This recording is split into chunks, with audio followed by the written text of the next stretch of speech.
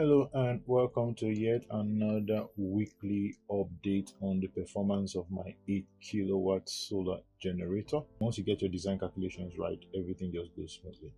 Now, if you have experienced this or this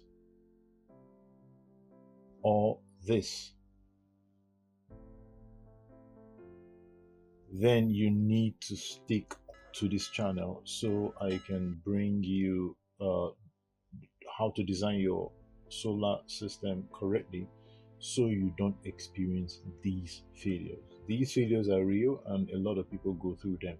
And that is why I'm showing you the evidence of my own design and that it works. Yeah. As time goes on, I'm going to be bringing you more solutions to problems like this and how to avoid them.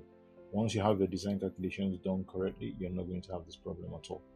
Yeah, so let's go to the to my weekly 8 kilowatt solar generator performance. So I'll move to data, and today is the 1st of March, so let's keep going back. 1st of March, my SOC today, the lowest it went was 27%.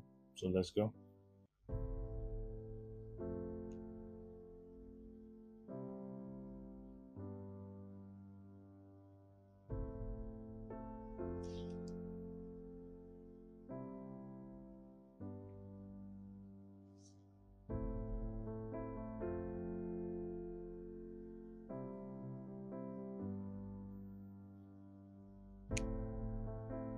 And there you have it, another 1 week of no power failure.